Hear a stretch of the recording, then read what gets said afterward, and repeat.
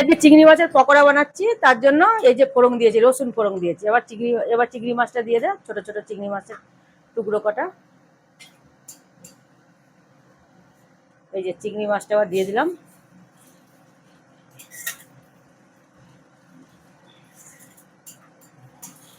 এবার চিংড়ি মাছের টুকরো করা চিংড়ি মাছটা দিয়ে দিলাম।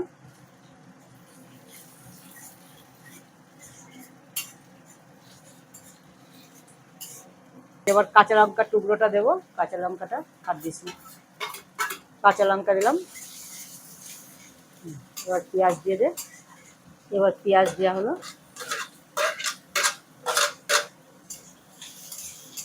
এই মশলাগুলো এখন সব দিচ্ছি, গরম মশলা, হলুদের গুঁড়ো, লঙ্কার গুঁড়ো, গোলমরিচের গুঁড়ো, নুন এটা দিয়ে দিচ্ছি।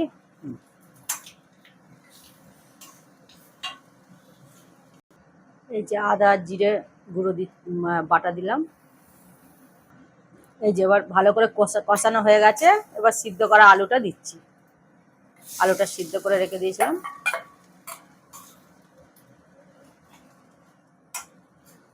এই যে একটু বাদাম ভেজে রেখে দিয়েছিলাম, বাদাম ভাজাগুলো দিয়ে দিলাম। এই যে এবার রেডি হয়ে গেছে। এই যে চিংড়ি মাছটা পুর করে ভেতরে, এবার ময়দার সঙ্গে ইয়ে কর। হ্যাঁ হ্যাঁ হ্যাঁ, এটা ময়দার সঙ্গে প্রথমে লাগিয়ে, হ্যাঁ কর্নফ্লাওয়ার। প্রথমে আমরা আলুটার মধ্যে ভালো করে আলুটাকে নিয়ে একটা চিংড়ি মাছ নিয়ে নেবো, দিয়ে এটাকে এরকম করে আলুর মধ্যে চিংড়ি মাছটাকে দিয়ে এটাকে রাউন্ড করে নেবো।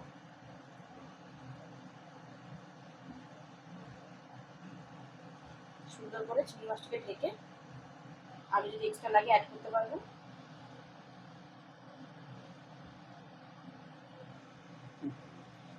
এবার আমি চিংড়ি মাছের কথাটা বলে দিই। চিংড়ি মাছের মধ্যে একটু ম্যারিনেট করে রেখেছিলাম হালকা আদা রসুনের পেস্ট, লঙ্কার গুঁড়ো, ব্ল্যাক পেপার পাউডার, নুন আর লেবুর রস দিয়ে বেশিক্ষণ না, 15 থেকে 20 মিনিট ম্যারিনেট করে রেখে দিলে তাহলে আরও ভালো হবে, টেস্টটা সুন্দর হবে, চিংড়ি মাছের মধ্যেও মশলা ঢুকে যাবে।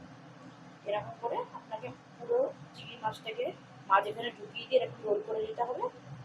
তারপরে কর্নফ্লাওয়ারকে মধ্যে ইয়ে করে ডিমের মধ্যে দিয়ে ভেজে নিতে হবে। তারপরে কর্নফ্লাওয়ারের মধ্যে কোটিং করে নিতে হবে, এরকম করে কোটিং করে নিতে হবে। তারপরে কোটিং করার পরে ডিমের মধ্যে দিতে হবে, ডিমের মধ্যে একটা কোটিং হবে, ডিমের মধ্যে কোটিং হয়ে নেওয়ার পরে ব্রেড ক্রাম্বস, ব্রেডের মধ্যে একটা কোটিং হবে।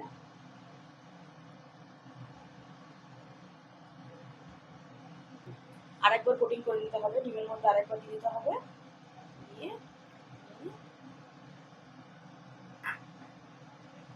আরেকবার কোটিং করে দিতে হবে সুন্দর করে, এবার ভাজতে হবে। এবার তেলে করা হয়ে গেছে, এবার আস্তে করে তেলের মধ্যে ছেড়ে দিতে হবে, সুন্দর করে ভেজে দিতে হবে। তো রেডি হয়ে গেছে আমাদের চিংড়ি মাছের পকোড়া।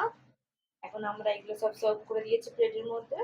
আপনারাও বানান, খেয়ে দেখুন আর কমেন্টে আমাদের বলুন কি আপনার কেমন লেগেছে। Thank you.